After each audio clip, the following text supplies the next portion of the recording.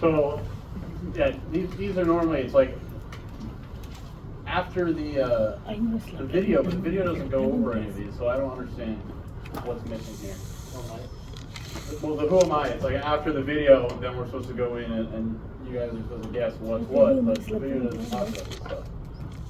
So we're just going to talk about it. So norovirus, which is most easily prevented from spreading by washing your hands. Because it's transferred from poop. It was going around lately because this time of year, between the flu and all these fucking boys touching each other's asses. Yeah, all of that stuff. People do that here? Oh, crazy! Getting all your poops all over our food here, boys. Keep each other's hands to yourselves. Who does that? I don't know.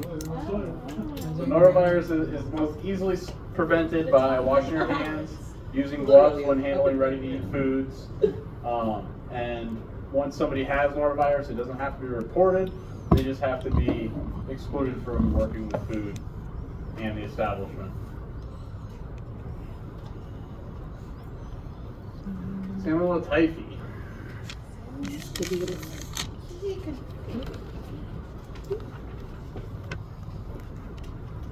So, typhi is the one that's not related to chicken. Typhi is the one that comes from vegetables primarily, and it's from cross-contamination and a lack of hand washing. It's also found in poop.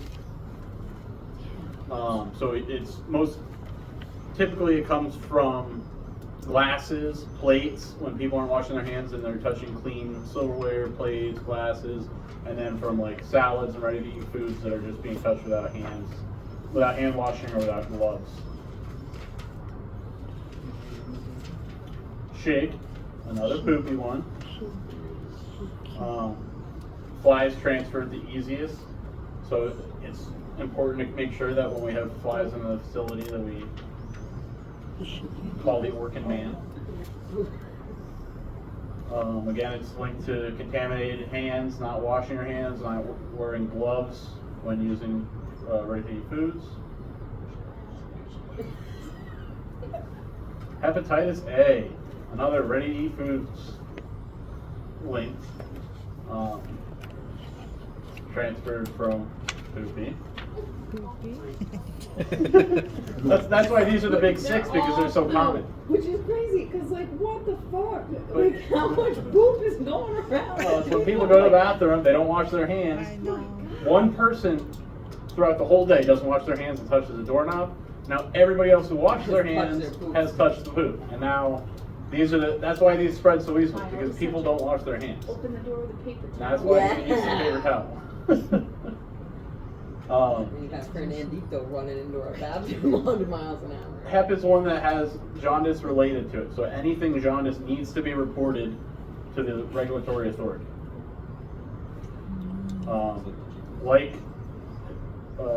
Histamine is not destroyed by cooking temperatures. And not all carriers show symptoms or show them right away, but they're still carriers and they can pass on even faster because they might not get sick.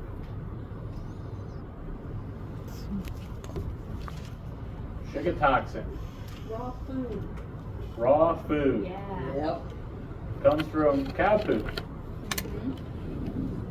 So a lot of times, lately at least, this comes around romaine lettuce, some berries and fruits because they're being processed in a farm.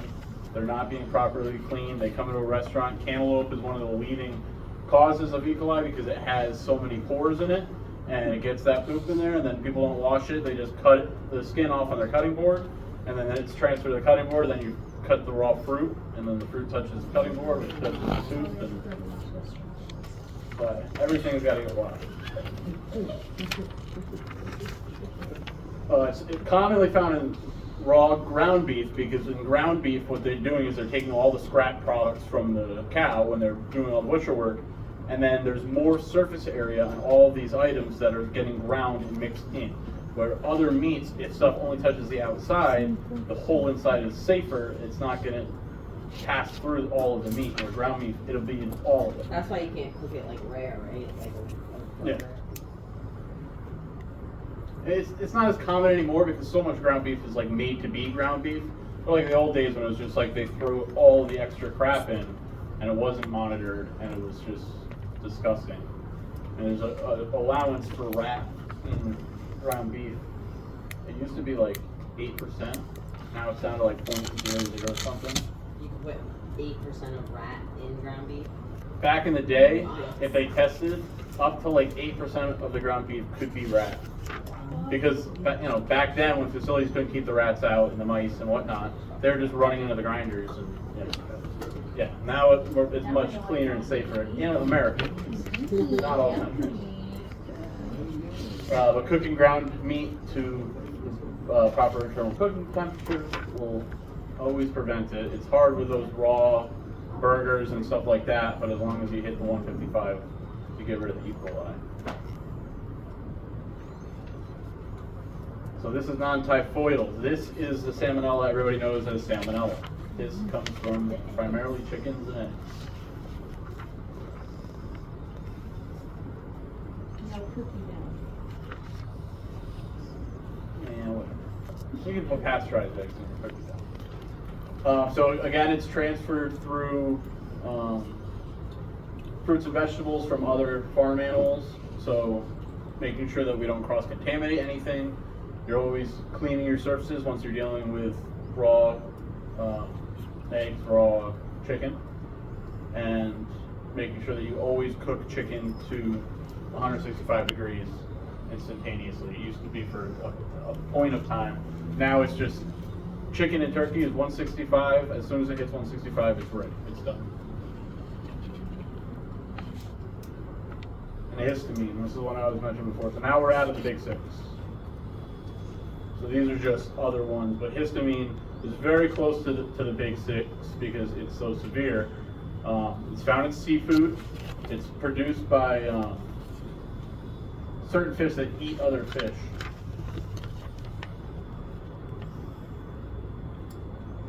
So the big ones are tuna, bonita, mahi-mahi. And for tuna, it's not like canned tuna. It's raw tuna, or not raw, but like fresh tuna, cooked rare, medium rare. And it comes from time temperature abuse. Once histamine is present in fish, there's no getting rid of it. That's why when fish is bad, you gotta throw it away. You can't just cook the hell out of it and get rid of the Too fast.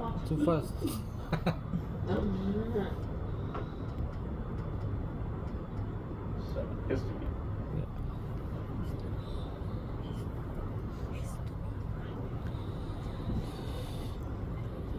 SIG is another seafood toxin. So big fish eat smaller fish, and the smaller fish that have consumed the bacteria and the toxin in the water. A bunch of fish that the shack doesn't serve, but barracuda, snapper, grouper, and amberjack.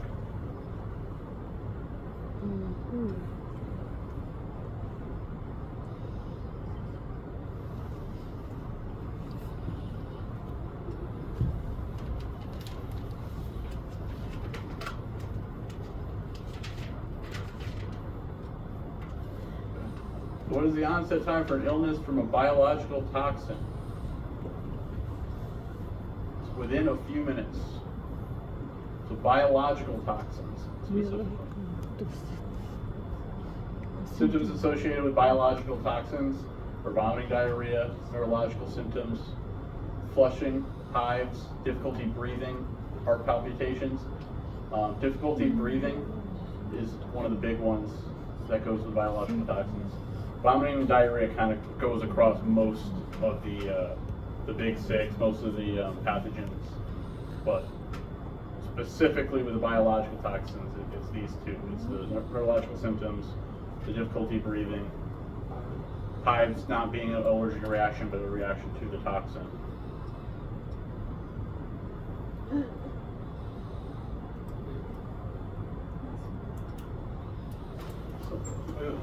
Already kind of I wanted to touch base on those because they're not going to be drill you with all the specifics on all of these, they're gonna wanna know about the big six. So that's why I had you stamp back here, because this is where it goes through all of them. And then the list of the big six